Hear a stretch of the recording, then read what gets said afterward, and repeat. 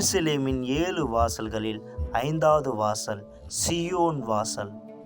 இது சீயோன் மலையை அடையாளப்படுத்தும். எங்கே இருக்குது என்றால் பழைய நகரத்திற்கு தென்மேற்கு மூலையில் இருக்கிறது. இந்த மலையின் நிலைத்தன்மை, இது அசைக்க முடியாத இஸ்ரவேல் பர்வதமாய், இது தேவனுடைய பிரசனத்தை அடையாளப்படுத்தும் ஸ்தலமாய் இருக்கிறது. அவர் ஜனத்தார் மத்தியில். வணக்கம் மக்களே, நாங்கள் இங்கே சீயோன் வாசலில் இருக்கிறோம். இது எருசலேமில் 7 வாசல்களில் ஒன்று. சீயோன் வாசல் ஒரு தொடர்புடையது. இது பாதுகாப்பும் நம்பிக்கையும் என்று எழுதப்பட்டிருக்கிறது. சங்கீதம் 125 இது இருக்கு. கர்த்தர் சீயோன் பர்வதமாய் இருக்கிறார் என்று. இது அசைக்கப்பட முடியாதது. எனவே நீங்கள் யார் அவரை நம்புகிறீர்களோ நீங்கள் அசைக்கப்படாதவர்களாய் மாறுவீர்கள். எனவே ஒருவேளை நீங்கள் யார் மாற்றப்பட்ட நபராக இருக்கிறீர்களோ, உங்களுடைய பிரச்சனை நிமித்தமாய், வீடுகள் நிமித்தமாய், உங்களுக்கு நடந்த சோதனைகள் நிமித்தமாய் ஒருவரை நம்பி எல்லாவற்றையும் நீங்கள் இழந்தீங்க. எனவே வரக்கூடிய ஞாயிற்றுக்கிழமை ஆசீர்வாதத்தினுடைய சீயோன் வாசல். எது உங்கள் வாழ்க்கையில் தகர்த்தெறியப்பட்டு நீங்கள் சராசரியாய் மாற விரும்புகிறீர்களோ, விசுவாசத்தின் வல்லமையில் நீங்கள் உங்களுடைய பாதங்களில் நிலைத்து நில்லுங்கள். நான் இந்த ஞாயிற்றுக்கிழமை உங்களை அழைக்கிறேன் யூனிவர்சல் ஆலயம் தேவனுடைய ராஜ்யத்தில். வணக்க மக்களை, மிக சரியாகும். நீங்க பார்த்த இந்த வாசலில் தான் தேவனுடைய வல்லமை உங்கள் வாழ்க்கையில் வெளிப்படுத்தும்படியாக நாளை இந்த சிறப்பான கூட்டத்திலே நாம் ஜெபிக்க போகிறோம். தேவனுடைய வார்த்தை இந்த இடத்துல கவனியும். சங்கீதம் 125 அதிகாரம் 1 வசனம் சொல்வது போல, கர்த்தரை நம்புகிறவர்கள், கவனிக்கிறீங்களா? கர்த்தரை நம்புகிறவர்கள் என்றென்றைக்கும் அசையாமல் நிலைத்திருக்கும் சியோன் பர்வதத்தை போல் இருப்பார்கள். கர்த்தரை நம்புகிறவர்கள். தேவன் சியோன் பர்வதத்தை இந்த இடத்துல குறிப்பிடுகிறார். சியோன் பர்வதம் எப்படியானது? என்றென்றைக்கும் அசையாமல், எந்த சூழ்நிலையிலும், எந்த கடினத்திலும் இல்லை, எந்த நிலையிலும் அது அசைக்கப்படுவது கிடையாது.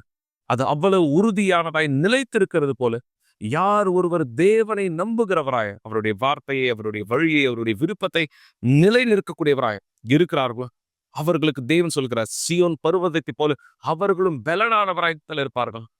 இன்னைக்கு தேவனுடைய பிரசன்னத்திலே நீங்க இருக்கிறன்னு சொல்லியும் நீங்க உங்க வாழ்க்கை மீது காரியங்களை இழந்த ஒருவராய் இருப்பீங்கன்னா, இது எப்படி நாம் ஏற்றுக்கொண்ட ஒரு வாழ்க்கையோடு இந்த இருப்பது? ஆம், நீங்க தேவனை நம்புறீங்கன்னா உங்க வாழ்க்கை அதே நிலைத்தன்மையை காட்டக்கூடியதா இந்த இருக்கும். தேவனை நீங்கள் சார்ந்தவராக இருக்கீங்கன்னா உங்களுடைய வழிகள் அதே பிரகாரம் தேவனுடைய விருப்பத்தை நிறைவேற்றக்கூடியதா இந்த இருக்கணும். எனவே தான் நாளை நீங்க இந்த விசுவாசத்தில் எங்களுடைய இணைய இந்த கூட்டத்திற்கு உங்களை வரவேற்கிறேன். காலை 9:30 மணிக்கு மிக சரியாகும். நீங்க தலைமை சபை மவுண்ட் ரோட்லயோ அல்லது குறுக்குப்பேட்டோ, பெரம்பூரோ அல்லது மற்ற கிளை சபைகளிலோ நீங்கள் எங்களோடு குடும்பத்தில் இணையலாம். உங்களுடைய இடத்திற்கு எது அருகான ஆலயம், எந்த யூனிவர்சல் ஆலயம், தேவனுடைய ராஜ்யம் உங்களுக்கு மிக அருகில் இருக்கக்கூடியது என்பதை இந்த தொலைபேசி எண்கள் மூலமாய் தெரிந்து கொள்ளுங்கள். ஞாயிற்றுக்கிழமை நாளை காலை 9:30 மணிக்கு எங்களோட இணையுங்கள். இந்த சியோன் வாசலிலே தேவனை நம்புகிறவராய் எல்லாவற்றிலும் நீங்கள் நிலை கொள்ளும்படியாக தேவனுடைய பிரசன்னத்திலே, தேவனுடைய வல்லமையிலே, அவருடைய வார்த்தையிலே கீழ்ப்படுகிறவராய் வித்தியாசத்தை பெற்றுக்கொள்ள எங்களோட ஒன்றிலேயே நான் உங்களை வரவேற்கிறேன் மக்களே. ஆம், இந்த விசுவாசத்திலே தேவனுக்கு கீழ்ப்படிந்த நபராய் எப்படி இந்த நபர் தன்னுடைய வாழ்க்கையின் நிலையை மாற்றிக்கொண்டார், தேவன் இவருக்கு எப்படியாக உதவியானதை செய்தார், இந்த நபர் கர்த்தரை எப்படியாய் நம்புவதை காண்பித்தார், அதனுடைய பதிலை எப்படியாக பெற்றார், சாட்சியிலிருந்து பாருங்கள். தேவன் உங்களுக்கும் அதே பலனை கொடுக்கட்டும். வணக்கம், என் பேர் ஜெனிஃபர். நான் சின்ன வயசுல இருந்து யூனிவர்சல் ஆலயத்துக்கு வந்துட்டு இருக்கேன். ஆலயத்துக்கு வந்த முதல் காரணமே என்னுடைய குடும்பம் அழிக்கப்பட்ட நிலைமையில இருந்தது. எங்க அம்மாக்கும் அப்பாக்கும் நிறைய சண்டை நடக்கும். அந்த சண்டையினால நாங்க இருக்கிறது நல்லது கிடையாது, என்னுடைய படிப்பு கெட்டுன்றதுனால என்ன என்னுடைய சித்தி வீட்டுல விட்டாங்க. நான் அங்கதான் இருந்தேன். அப்ப அவங்க யூனிவர்சல் ஆலயத்துக்கு வருவாங்க. அதனால என்ன அவங்க கூட கூட்டிட்டு வருவாங்க. நான் இங்க வரும்போது ஃபர்ஸ்ட் நிறைய சாட்சியை நான் பார்க்க ஆரம்பிச்சேன். நிறைய பேர் சாட்சி சொல்றத நான் பார்த்தேன். அப்ப எனக்கு எதுவுமே புரியாது. ஆனா நான் வளர வளர நிறைய விஷயம் எனக்கு கத்துக்க கொடுத்தாங்க. இப்படிதான் பண்ணணும், இப்படிதான் ஜெபிக்கணும், இப்படிதான் நம்ம நம்மளோட குடும்பத்துக்காக போராடணும் அப்படின்றது நிறைய விஷயத்த எனக்கு சொல்லி கொடுத்தாங்க. நான் வளர வளர அது எல்லாத்தையுமே நான் என்னுடைய செயல் முறையில நான் செயல்படுத்தினேன். நான் அத செயல்படுத்தும் போது என்னுடைய குடும்பத்துல நான் மாற்றத்த பார்த்தேன். ஏன் அப்படின்னா, நான் தேவனிடத்துல சொன்னேன். தேவனே, இங்க பல பேர் நான் வந்த நாள்ல இருந்து நிறைய சாட்சி சொல்றாங்க. நான் இவ்ளோ வளர்ந்துட்டேன். இருந்தாலும் வந்து என்னுடைய குடும்பத்துல நான் சாட்சிய பார்க்கலன்னா, நிஜமா என்னுடைய வாழ்க்கையில நீங்க உண்மையானவர்ன்னு என்னால நம்ப முடியாது. அதனால உங்களுடைய வல்லமையை காமிங்க அப்படின்றது தான் என்னுடைய முதல் ஜெபமா இருந்தது. முதல் விண்ணப்பமா இருந்தது. அப்போ நான் தொடர்ந்து இங்க வந்து தொடர்ந்து என் குடும்பத்துக்காக தான் நான் முதல் போராடினேன். நான் போராடிட்டு இருக்கும்போது என்னுடைய குடும்பம் மாறுறத நான் பார்க்க ஆரம்பிச்சேன். எங்க அம்மாவும் எங்க அப்பாவும் டிவோர்ஸ் வாங்கிடணும்னு முடிவு பண்ணாங்க. ஆனா நான் இங்க எப்ப போராட ஆரம்பிச்சேனோ, எப்ப நான் வந்து ஜெபிக்க ஆரம்பிச்சேனோ என் குடும்பத்துக்காக, அந்த நேரம் என்னுடைய அம்மாக்கும் எங்க அப்பாவுக்கும் உள்ள பிரிவினை முழுசாவே காணாம போயிடுச்சு. அவங்களுக்குள்ள டிவோர்ஸ் பண்ணணும் அப்படின்ற ஒரு முடிவு வந்து இல்லாமலே போயிடுச்சு. 2 பேர் வந்து ஒண்ணானாங்க. அதுக்கப்புறம் என்ன வந்து என்னோட சித்தி வீட்ல இருந்து திரும்ப எங்க வீட்டுக்கே கூட்டிட்டு போனாங்க. அதுதான் என்னோட வாழ்க்கையிலேயே வந்து ஒரு மிகப்பெரிய சந்தோஷமா இருந்தது. இருந்தாலும் நான் நிறுத்தாம நான் தொடர்ந்து ஆலயத்துக்கு வர ஆரம்பிச்சேன். ஏன்னா இங்க தான் என்னோட வாழ்க்கை மாறுச்சுன்ற ஒரு எண்ணத்தினால நான் தொடர்ந்து வர ஆரம்பிச்சேன். நான் தொடர்ந்து வந்துட்டு இருக்கும்போது நான் புதன்கிழமை, வெள்ளிக்கிழமை, ஞாயிற்றுக்கிழமை இந்த கூட்டத்த நான் வந்து தவற விடாம கலந்துக்கிட்டேன். ஏன் அப்படின்னா, இந்த கூட்டத்துல தான் வந்து நான் விடுதலைய பெற்றேன். என்ன விடுதலைன்னு பார்த்தா, என்னுடைய சரீரப்பூர்வமான விடுதலையா இருக்கட்டும், என்னுடைய ஆவிக்குரிய வாழ்க்கையில நான் ஒரு மாற்றத்த பார்க்க ஆரம்பிச்சேன். ஏன்னா, என்னுடைய குடும்ப பிரச்சனையினால எனக்கு பேசுறதுக்கு ஆள் கிடையாது. எனக்கு வந்து எந்த ஒரு உறவுமே கிடையாது. என்னுடைய அம்மா பிரிஞ்சிருக்காங்க, அப்பா பிரிஞ்சிருக்காங்க அப்படின்ற ஒரு கவலையினால என்ன நானே வந்து தனியா வச்சுக்கிட்டேன். யார்கிட்டயும் பேசாம, எனக்கு எந்த ஒரு விஷயமுமே வந்து பிடிக்காம இருந்தது. அதனால நான் வந்து என்னுடைய முழு நேரத்தையுமே வந்து ஃபோன்ல வந்து செலவு பண்ணேன். நான் வந்து ஃபோன் பார்த்துக்கிட்டே இருப்பேன். விடிய விடிய நான் தூங்க மாட்டேன். நான் இப்படி தூங்காம இருந்ததுனால நைட்ல வந்து எனக்கு நெறைய கெட்ட கனவு வரும். அதே மாதிரி நான் நெறைய உருவங்கள பார்க்க ஆரம்பிச்சேன். இத் ஏதாவது உருவம் வந்து என்ன அமுக்குற மாதிரி இருக்கும். இப்படிதான் வந்து நான் இருந்துட்டு இருந்தேன். முதலாவது அதுலருந்து எனக்கு விடுதலை வேணும் அப்படின்றது வந்து என்னுடைய தீர்மானமா இருந்தது. ஏன்னா என்னுடைய சந்தோஷம் என் குடும்பத்துல மட்டும் கிடையாது. என்னோட சந்தோஷம் என்னுடைய தனிப்பட்ட வாழ்க்கையிலயும் இருக்கு. அப்படின்றத நான் வந்து இங்க புரிஞ்சுகிட்டேன். எனக்கு வந்து நெறைய மன அழுத்தம் இருந்தது. அந்த மன அழுத்தத்தினால என்னால நைட்டு தூங்க முடியாது. நான் அழுதுகிட்டே இருப்பேன். எதுக்காக அழுவுறேன்? எனக்கு என்ன பிரச்சனைன்னு என்னால சொல்லக்கூட முடியாது. நெறைய துன்புறுத்தல கூட நான் சந்திச்சிருக்கேன். அப்படி இருக்கும்போது என்னோட வாழ்க்கை எனக்கு சுத்தமா பிடிக்கவே இல்ல. என்ன வாழ்க்கை இது? எதுக்காக நான் இப்படி இருக்கேன்? அப்படின்ட்டு எனக்குள்ளயே வந்து ஒரு கேள்வியானது இருந்தது. இதனால வந்து கெட்ட நண்பர்களோடு கூட நான் பேச ஆரம்பிச்சேன். அவங்க கூட வந்து நான் பழகணும். அவங்கள பத்தி நான் தெரிஞ்சுக்கணும். என்னை யாராவது புரிஞ்சுக்கணும். என் கூட என்ன புரிஞ்சுக்க ஒருத்தர் இருக்கணும். அது என் நண்பரா இருக்கணும் அப்படின்னு சொல்லி நான் வந்து அதிகமா வந்து யோசிக்க ஆரம்பிச்சேன். ஆனா இருந்தாலுமே எனக்கு வந்து நான் என்னதான் நண்பர் கூட போனாலுமே, எனக்கு வந்து என்னோட வாழ்க்கையில நான் தனியா இருக்க மாரி ஏதோ ஒரு வெறுப்பு என் மேலேயே எனக்கு இருந்தது. அந்த வெறுப்ப என்னால வந்து ஜெயிக்கவே முடியல. அப்போ இங்க வந்து நான் விடுதலைக்கான பிரேயர்ல நான் கலந்துக்கிட்டேன். அந்த விடுதலையோட ஜெபத்துல நான் விடுதலை பெற ஆரம்பிச்சேன். அந்த விடுதலைய பெற்றதுக்கு பிறகு இருந்தாலும் எனக்குள்ள ஏதோ வெறுமையா இருந்தது. அந்த நேரத்துல நான் வந்து இங்க ஆலோசனைய பெற்றுக்கொண்டேன். நான் ஆலோசனை கேட்கும்போது நான் வந்து அவங்க சொன்னாங்க, "இந்த மாதிரி நீ உண்மையா உன்னுடைய பாவத்துல இருந்து, உன்னுடைய பாவமான வாழ்க்கையில இருந்து நீ மனம் திரும்பணும். உன்னுடைய எல்லா பாவத்தையுமே நீ கைவிடணும். நீ இது எல்லாத்தையுமே விட்டா மட்டும் தான் உனக்கு வந்து உண்மையான சமாதானம் இருக்கும். அந்த சமாதானம் தேவனிடத்துல இருந்து மட்டும் தான் உனக்கு குடுக்க முடியும்." அப்படின்னு சொல்லி சொன்னாங்க. அந்த நேரம் நான் வந்து முடிவு பண்ணேன். அது எந்த விதமான சமாதானமா இருக்கும்ன்ட்டு. அந்த சமாதானம் பரிசுத்த ஆவின்றத நான் என்னோட வாழ்க்கையில புரிஞ்சுகிட்டேன். நான் புரிஞ்சுகிட்ட பிற்பாடு நான் தொடர்ந்து ஆலயத்துக்கு வந்தேன். நான் நிறுத்தல. நான் ஆலயத்துக்கு வந்து அதிகமா பரிசுத்த ஆவி தேட ஆரம்பிச்சேன். ஏன்னா என்னுடைய குடும்ப விடுதலை, என்னுடைய தனிப்பட்ட வாழ்க்கையில நான் விடுதலைய பார்த்தேன். இருந்தாலும் எனக்கு இந்த வெறுமை வந்து இருக்கக்கூடாது. நான் பரிசுத்த ஆவியினால நிரப்பப்படணும். என்னுடைய வாழ்க்கை சாட்சியா மாறணும் அப்படின்றதுக்காக நான் தொடர்ந்து முன்னோக்கி வந்துட்டு இருந்தேன். நான் வந்து தேவனுடைய ஆவிய பெறுறதுக்காக என்னுடைய பழைய வாழ்க்கை, என்னுடைய பாவம் எல்லாத்தையுமே நான் கைவிட்டேன். என்ன நான் வெறுக்கக்கூடிய ஒரு நபரா இருந்தேன். ஆனா இன்னைக்கு நான் வந்து என்னையே அன்பு செய்யக்கூடிய ஒரு நபரா நான் மாறினேன். எனக்கு யார் மேலயும் வெறுப்பானது இல்ல, கோவமானது இல்ல. நான் எல்லாத்தையுமே வந்து பரிசுத்த ஆவி வேணும்ன்றதுக்காக நான் மாத்திக்கிட்டேன். பிற்பாடு நான் பரிசுத்த ஆவி பெற்றுக்கொண்டேன். நான் பரிசுத்த ஆவி பெற்றதுக்கு அப்புறம் நான் தொடர்ந்து தேவனோடு முன்னோக்கி போயிட்டு இருந்தேன். என்னுடைய வாழ்க்கையில எல்லா விஷயத்தையும் தேவனுக்காக, தேவனோடு கூட நான் செய்ய வந்து கத்துக்கிட்டு நான் முன்னோக்கி போயிட்டு இருந்தேன். இப்படியே என் வாழ்க்கை போயிட்டு இருக்கும்போது ஒரு நாள் நான் வீட்ல இருந்தேன். அந்த நேரம் நான் என்னுடைய கால் தடுக்கி கீழ விழுந்துட்டேன். நான் கீழே விழும்போது என் கால்ல எந்த பிரச்சனையுமே இல்லை. ஏன்னா நான் நார்மலா தான் கீழே விழுந்தேன். அது எந்த ஒரு பாதிப்பும் இல்ல அப்படின்ற மாதிரி தான் நான் யோசிச்சேன். ஆனா என்னால அந்த நேரம் எழுந்துக்க முடியல. எதுவுமே பண்ண முடியல.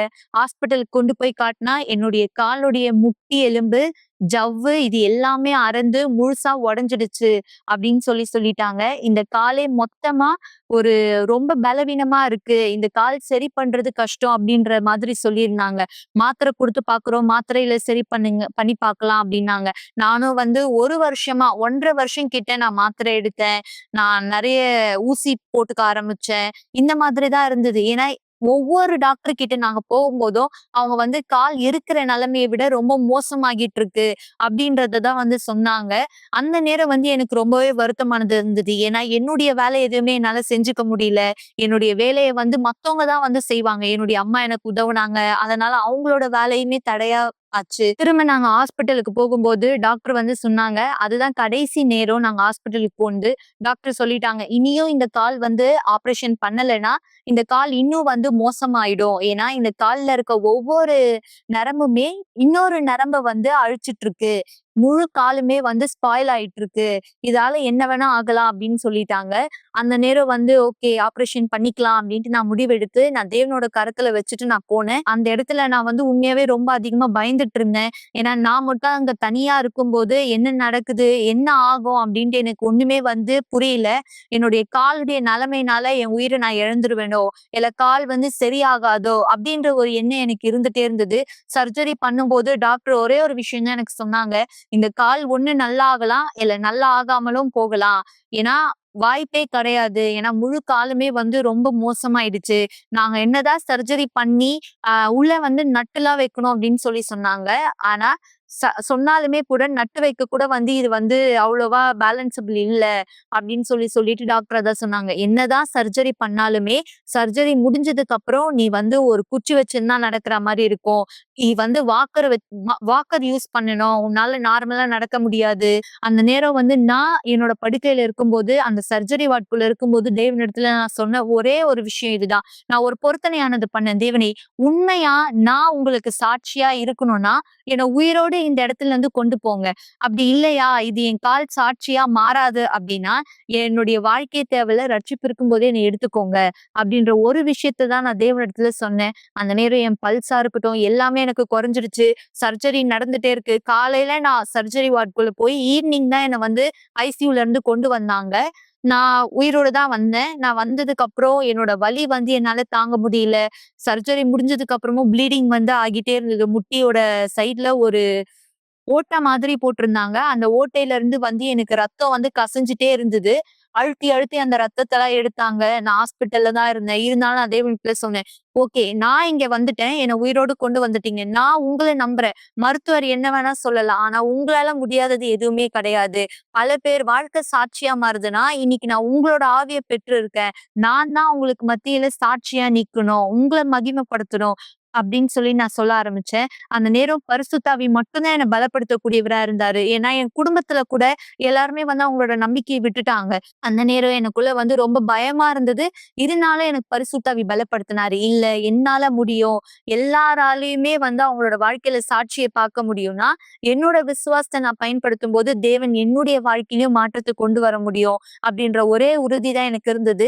நான் ஹாஸ்பிட்டல்ல டிஸ்சார்ஜ் ஆகி நான் வீட்டுக்கு வரும்போது டாக்டர் சொன்னாங்க, "நீ ஸ்டிக் யூஸ் பண்ணி நடக்க ஆரம்பி. வாக்கர் யூஸ் பண்ணி நடக்க ஆரம்பி. ஆனா ரொம்ப ஸ்ட்ரெயின் பண்ணாத. இதுதான் உன்னுடைய பொசிஷன்" அப்படின்ட்டு உள்ள ஒரு ஆர்டிபிஷியல் நரம்பு ஒண்ணு வச்சு எனக்கு அனுப்புனாங்க. அவ்வளவுதான் முடிஞ்சிருச்சு.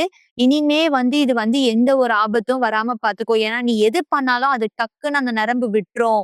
அது முடிஞ்சிரும். நீ டேப்லெட் கரெக்ட்டா போடணும். லைஃப் டைம் நீ டேப்லெட் எடுக்கணும்னு சொன்னாங்க.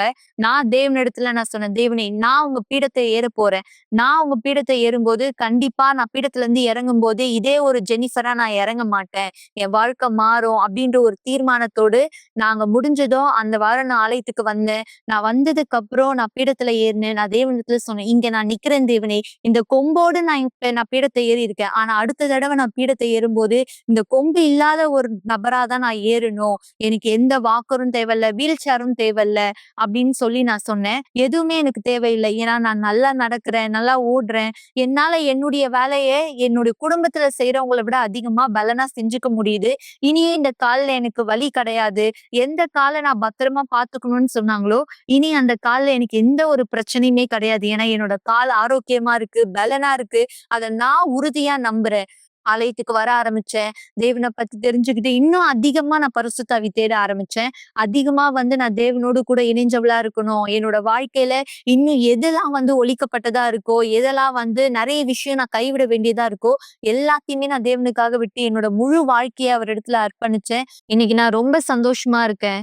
நானும் சரி, என்னுடைய குடும்பத்துல இருக்க எல்லோருமே இன்னைக்கு தேவனோடு முன்னோக்கி போயிட்டு இருக்கோம். இன்னைக்கு தொடர்ந்து நாங்க ஆலயத்துக்கு வந்துட்டு இருக்கோம். தேவனோட விஷயத்த தெரிஞ்சு எங்களுடைய வாழ்க்கை தேவனோடு முன்னோக்கி கொண்டு போயிட்டு இருக்கோம். இன்னைக்கு நான் இங்க இருக்கேன் ஒரு சாட்சியா. ஏன்னா தேவனால எல்லாமே முடியும்ன்றத மத்தவங்களுக்கு தெரிஞ்சுக்கணும்ன்றதுக்காக என்னுடைய வாழ்க்கையை தேவன் மாத்த முடியும்னா கண்டிப்பா மத்தவங்களுடைய வாழ்க்கையுமே தேவனால மாத்த முடியும். இன்னைக்கு பல பேருக்கு நான் உதவக்கூடியவளா இருக்கேன். இன்னைக்கு உண்மையா தேவனுக்கு நன்றி சொல்றேன். எனவே மக்களே, நீங்க யார் உங்க வாழ்க்கையினுடைய பல பதில்களை பெற்றுக்கொள்ள விரும்பி அந்த விருப்பத்தினுடைய வழியில் நடந்து இன்னும் அது பதில் பார்க்க முடியாதவரா இருக்கீங்க. ஏன்னா நிலையற்றவரா இந்த இடத்துல இருக்கீங்க. ஒரு விதமான சந்தேகம் உங்களுக்குள்ளாக இந்த இடத்துல எழும்பியது. நீங்க தெளிவாக இந்த இடத்துல புரிந்து கொள்ள ஒரு பயம் உங்களுக்குள்ளாக இந்த இடத்துல நுழையிறது சொல்லலாம். ஒரு விதமான வார்த்தையில் நீங்கள் அதிர்ச்சி அடைந்தீர்கள். எப்படியான அதிர்ச்சி? தேவனுடைய வார்த்தையில் பல பதில்களை நாம் வாக்குத்தத்தங்களா இந்த இடத்துல பார்க்கிறோம். தேவன் சொல்கிறார், நான் உன்னை உயர்த்துவேன், நான் உன்னை ஆசீர்வதிப்பேன், உன்னை தலையாக்குவேன், நீ இந்த இடத்துல வெற்றி பெறுவாய், நான் இந்த இடத்துல உன்னையும் உன் வீட்டார் இடத்துல பல வாக்குத்தத்தங்கள் தேவன் அவர் வார்த்தையிலே நமக்கானதை இடத்துல கொடுத்திருக்கிறார். அந்த வார்த்தை பல நீங்க படித்தும் கூட இருக்கிறீர்கள்.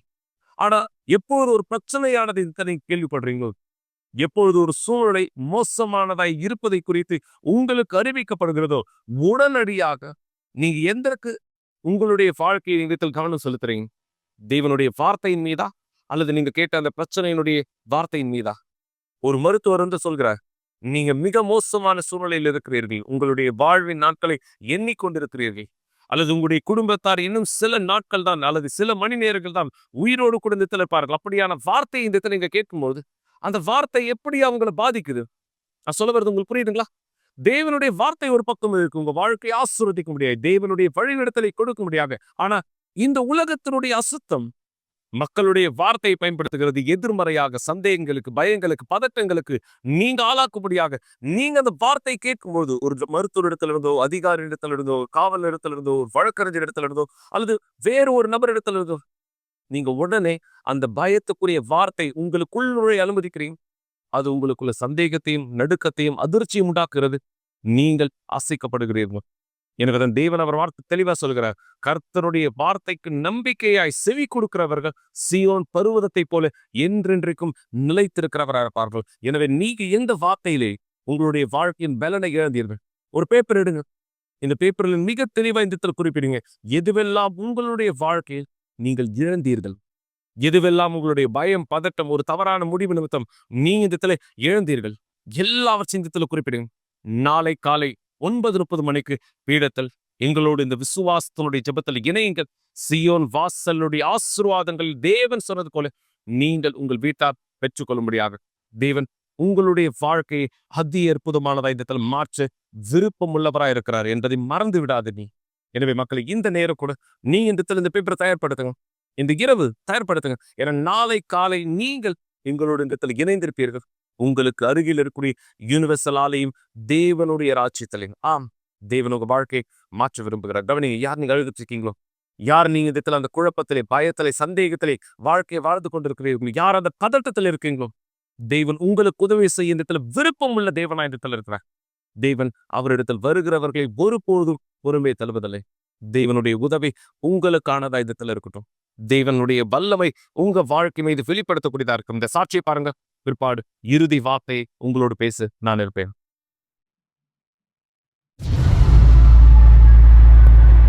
என்னுடைய உடம்புல 100க்கும் மேற்பட்ட தழும்புகள் இருக்கு. நான் ஒரு நிலைக்கு தள்ளப்பட்ட என்னுடைய சொந்த ரத்தத்தை குடிப்பதற்கு எனக்கு விருப்பம் ஏற்பட்டது.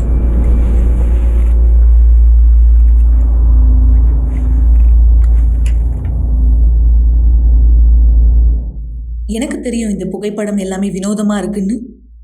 ஆனா இது வெளிப்படுத்துது எனக்குள்ளாக என்ன நடந்துட்டு இருந்ததுன்றது. இது எல்லாவற்றையும் நானே என்னுடைய சொந்த உடம்புல செய்தேன். ஏன்னா எனக்குள்ளாக இருந்த வெறுப்பை வெளியே எடுக்கிறதுக்காக.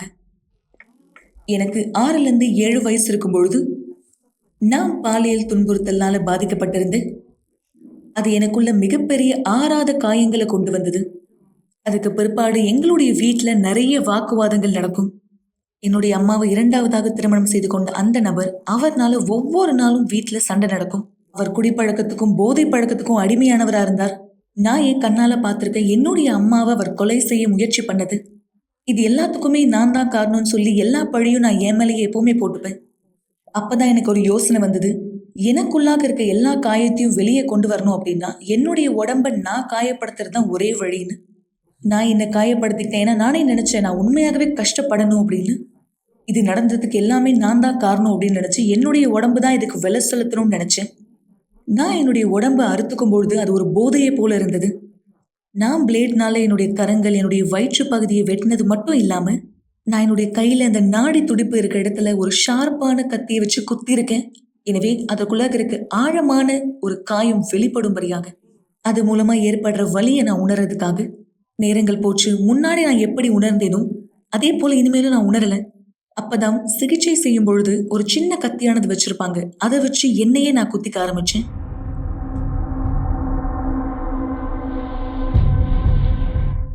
இந்த தழும்பு எல்லாமே வெளியே தெரியுது. ஆனா இன்னும் சில தழும்புகள் எனக்கு இருக்கு. என்னுடைய வயிற்று பகுதியில, என்னுடைய தொடையில நிறைய இடத்துல நான் கிழிச்சிருக்கேன். நான் அந்த அளவுக்கு ஆழமா இதை செஞ்சேன். ஏன்னா என்னுடைய ஆத்துமால இருக்க வலி அப்படியே வெளியே வரணும்னு. ஒரு நாள் நான் அந்த அளவுக்கு ஆழமா அறுத்துக்கிட்டேன். என்னுடைய கையில கொஞ்சம் கூட உணர்வே இல்லாம போயிடுச்சு. அதுக்கு பிற்பாடு நான் உருவங்களை பார்க்க ஆரம்பிச்சேன், சில குரல்களை கேட்க ஆரம்பிச்சேன். அப்பதான் நான் முடிவெடுத்தேன் என்னுடைய சொந்த ரத்தத்தையே நான் குடிக்கணும்னு. உண்மையாகவே என்னுடைய ரத்தத்துக்காக நான் ஏங்க ஆரம்பிச்சேன்.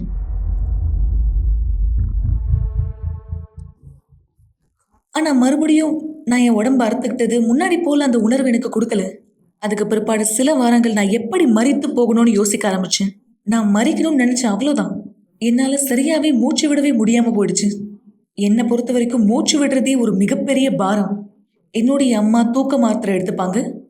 ஒரு நாள் அவங்க தூங்கிட்டு இருக்கும் பொழுது நான் எல்லா மாத்திரையுமே எடுத்து முழுங்கிட்டேன்.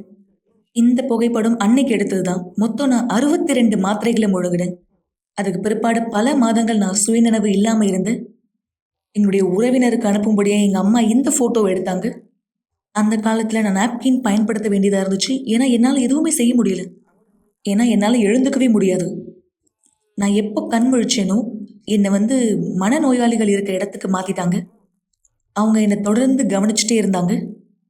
அந்த மாதிரி மனநோயாளிகள் இருக்க இடத்துல அவங்க குளிக்கும் பொழுது கூட அவங்க கவனிச்சுட்டே இருப்பாங்க அவங்க என்ன செய்யறாங்கன்னு. ஏன்னா என்னுடைய உயிர் அந்த நேரம் அபாயத்துல இருந்தது. எனக்கே என் மேல அவ்வளோ கோவம் இருந்தது. ஏன்னா என் வாழ்க்கையை நான் முடிச்சுக்கணும்னு நினைச்சேன். ஆனா அதை கூட என்னால ஒழுங்கா செய்ய முடியல.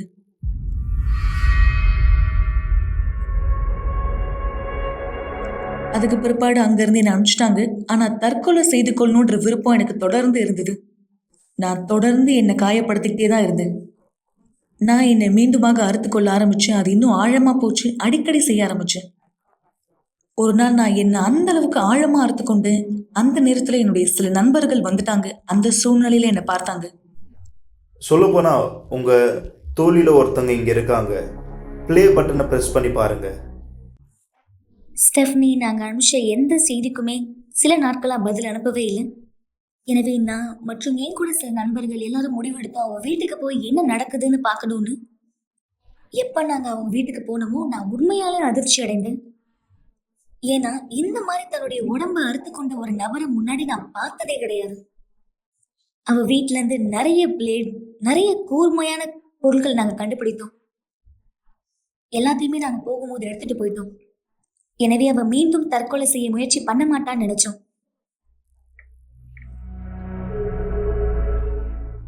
எனக்கு ஞாபகம் இருக்கு, அந்த நாள் அவங்க எனக்கு உதவி செய்ய வந்தாங்க.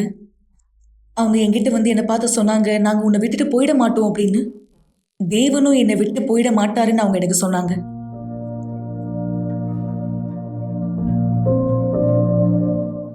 அந்த நேரம் தான் நான் முதல் முறையா ஆலயத்துக்குள்ளாக போனேன். வாலிப கூட்டத்தினுடைய ஒரு அழைப்பின் மூலமா நான் ஆலயத்துக்குள்ளாக போனேன். அந்த நாள் எனக்கு நல்லாவே ஞாபகம் இருக்கு. அது இன்னைக்கு நடந்தது போலவே எனக்கு நினைவு இருக்கு. நான் பீடத்துக்கு முன்னாடி நடந்து போனேன். தேவனுக்கு முன்னாடி முழங்கால் படியிட்டு அவர்கிட்ட சொன்னேன், தேவனே, என்னால இதுக்கு மேலேயும் முடியாது. நீங்க உண்மையாகவே இருக்கீங்கன்னா, உங்களுக்கு என் மேல அக்கறை இருக்குன்னா எனக்கு உதவி செய்யுங்க. எனக்கு உதவி செய்யுங்க, ஏன்னா என்னால இதுக்கு மேலேயும் தாங்க முடியல. எனக்கு உதவி செய்யுங்க, ஏன்னா உயிரோட வாழ்றது எனக்கு மிகப்பெரிய பாரமா இருக்கு. எனக்கு உதவி செய்யுங்க, என்னை காப்பாத்துங்க. எனக்கு நல்லா ஞாபகம் இருக்கு. அந்த நிமிஷம் எனக்குள்ளாக சமாதானம் வந்தது. ரொம்ப வருஷமா நான் உணராத அந்த சமாதானத்தை நான் பார்த்தேன். அந்த நாள் நான் நிம்மதியா தூங்குனேன். அந்த நாள் எனக்கு உறுதி இருந்தது, என் வாழ்க்கையை நான் தான் அர்ப்பணிக்கணும்னு. ஆனாலும் எனக்குள்ள யோசனை இருந்தது, தேவன் என்னை மன்னிக்க மாட்டார், தேவன் என்னை ஏற்றுக்கொள்ள மாட்டார்னு, ஆலயம் எனக்கானது கிடையாதுன்னு. ஆனா அங்க நான் வார்த்தையை பெற்றுக்கொண்டேன். நான் பெற்றுக்கொண்ட வார்த்தை இதுதான்: அவர் திரும்ப நம்மேல் இறங்குவார், நம்முடைய அக்கிரமங்களை அடக்கி நம்முடைய பாவங்களை எல்லாம் சமுத்திரத்தின் ஆழங்களில் போடுவார். அப்பதான் நான் சொன்னேன், இனிமேலும் இந்த உலகம் எனக்கு தேவையில்லை. இந்த உலகம் எனக்கு என்ன கொடுத்தது? வலி, கஷ்டம், சோகங்கள், பயங்கள், தாழ்வு மனப்பான்மை. இதுல இருந்து வெளியே வர நான் கத்தி எடுக்க வேண்டியதா போயிடுச்சு. அதுக்கு பிற்பாடு நான் யாரெல்லாம் மன்னிக்கணுமோ எல்லாரையும் மன்னிச்சேன். நான் என்னையே மன்னிச்சேன், ஏன்னா எனக்குள்ளாக நிறைய கோபம், வெறுப்பு, நிறைய விஷயம் இருந்தது. அந்த நேரம் தான் என் வாழ்க்கையினுடைய சிறந்த முடிவை நான் எடுத்தேன். உண்மையாக மறிக்கணும்னு. ஆனா சரீரபூர்வமா இல்லை, முன்னாடி நான் முயற்சி செய்த மாதிரி கிடையாது. என்னுடைய பழைய குணங்களுக்கு மறிக்கணும்னு முடிவெடுத்தேன். அந்த நேரம் தான் புதிய ஸ்டெஃப்னி பிறந்தா. ஆண்டவராகி இயேசுவை ரட்சகரா ஏற்றுக்கொண்ட அந்த நபர் பிறந்தா. அந்த நேரம் ஈஸ்டர்வேல் சிறப்பு நிகழ்ச்சி வந்தது. எனக்கு ஒரு நோக்கம் இருந்தது. அந்த சிறப்பு நிகழ்ச்சி முடியக்கூடாது, நான் பரிசுத்த ஆவியை பெற்றுக்கொள்ளாமல். நான் உலகத்துக்கு என்னை எந்த அளவுக்கு ஆழமா கொடுத்தேனோ அதே போல தேவனுடைய பீடத்து மேல இந்த அளவுக்கு என்னை முழுமையா கொடுத்தேன். எந்த அளவுக்கு ஆழமா அந்த பிளேட் எடுத்து என்னுடைய உடம்ப அறுத்துட்டேனோ அதே அளவுக்கு ஆழமா என்னுடைய வாழ்க்கையை தேவனுக்கு கொடுத்தேன். எனக்கு ஞாபகம் இருக்கு, பீடத்தை ஏறினேன், யோசிச்சுட்டே ஏறினேன். நான் தேவனிடத்துல சொன்னேன், தேவனே, இந்த உலகத்துல இருக்க எதுவுமே எனக்குள்ளாக இருக்க வெறுமையை நிரப்பல. ஆனா இதோ நான் இங்க இருக்கேன். உங்களுடைய மகளா நீங்க என்னை ஏற்றுக்கொள்ளணும். நீங்க மட்டும்தான் என்னை ஏற்றுக்கொள்ளும், ஏன்னா எனக்கு வேற யாருமே இல்லை. உண்மையாகவே யாருமே இல்லை. எனக்கு நீங்க உண்மையாகவே தேவை. நான் இங்க இருக்க, என்னை முழுமையா நான் அர்ப்பணிக்கிறேன். நான் இனிமேலும் பாவத்துல இல்லை, இந்த உலகத்துல இனிமேலும் நான் இல்லை. நான் உண்மையா மனம் திரும்பிட்டேன். இனிமேலும் எதுவுமே என் கவனத்தை திருப்பாது. நான் இங்க இருக்கேன், உங்களை தேடுறேன், உங்களை பெற்றுக்கொள்ளணும்னு விரும்புறேன். இதுக்கு பிற்பாடு சில நொடிகளிலே எனக்குள்ளாக அந்த உறுதி வந்தது. நீ என்னுடைய மகளா மாறிட்ட இன்னையிலிருந்து. அது ஒரு மிகப்பெரிய உறுதி. முன்னாடி நான் உண்மையாகவே உணராத அந்த சந்தோஷத்தை பார்த்தேன். முன்னாடி நான் இதை உணர்ந்ததே இல்லை. அந்த அளவுக்கு ஒரு சந்தோஷம், சமாதானம், பலன் இருந்தது. என்னெல்லாம் சந்திக்கணுமோ எல்லாத்தையும் பார்க்கணும்னு தேவன் எங்கூட இருந்தார். இனிமேல் நான் தனிமையில கிடையாது. நான் இனிமேல் ஒரு அனாதை கிடையாது. எனக்குன்னு ஒரு அப்பா இருக்காரு. இந்த அப்பா இப்ப தேவன் தாமேவா இருக்காரு.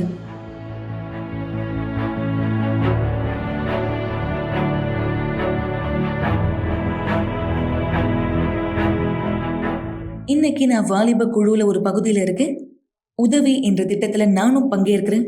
நான் என்ன கஷ்டப்பட்டேனோ அதே போல சந்திக்கிற மக்களுக்கு உதவி செய்வதற்கு தேவன் என் ஆத்துமால இருந்த எல்லா வலியுமே எடுத்து போட்டார். என் கடந்த காலம் எல்லாத்தையுமே எடுத்து போட்டார். நான் முன்னாடி தொடர்ந்து கடந்த காலத்துல நினைச்சிட்டு வாழ்ந்தேன். தொடர்ந்து அசுத்தமான யோசனைகளை நினைச்சுதான் வாழ்ந்துட்டு இருந்தேன். நிறைய காயங்கள்னால வாழ்ந்துட்டு இருந்தேன். ஆனா தேவன் எனக்குள்ளாக நான் சுமந்த எல்லா வலிகளையுமே எடுத்து போட்டார். இனிமேலும் எந்த தழும்புகள், காயங்களும் இல்லை, ஏன்னா தேவன் எடுத்து போட்டார். முன்னாடி நான் விரும்பினது எல்லாமே சாகணும்னு மட்டும்தான். அதே போல் நான் செய்தேன். யூனிவர்சல் ஆலயத்தினுடைய தண்ணீர் ஞானஸ்தான தொட்டியில மறித்தேன். எனவே மகளே, தயாரா இருக்கீங்களா? பாஸ்டர், நான் இந்த படுக்கை போவேன். நான் இந்த இடத்துல தயாரா இருக்கேன். நாளை காலை 9:30 மணிக்கு தேவனுடைய வீட்டிலே நான் இணைந்திருப்பேன். தேவன் உங்களுக்கு வாய்ப்பானது கொடுக்கிறார். நீங்க யார் வாழ்க்கையில் நிலையற்றவராக இருக்கீங்களோ, கடினமான சூழ்நிலையில் இந்த இடத்தில் தள்ளப்பட்டவராய், பலகீனமான ஒருவராய் வாழ்க்கை வாழ்ந்து கொண்டிருக்கீங்களோ, தேவன் உங்களுக்கு அந்த உதவி செய்ய தயாராக இடம் கொடுங்கள். தேவன் ஒருபோதும் யாரையும் கட்டாயப்படுத்துவது கிடையாது. ஆனா நீங்க யார் தேவனுக்கு செவி கொடுத்து அவருடைய வார்த்தைக்கு கீழ்ப்படியே உங்களை நகர்த்துகிறீர்களோ, அவருடைய அதி அற்புதமான பதில் உங்க வாழ்க்கை மீது வருகிறது. எனவே நான் ஸ்கிரீன்ல பார்க்கிற இந்த தொலைபேசி எண்களில் எங்களை தொடர்பு கொள்ளுங்க.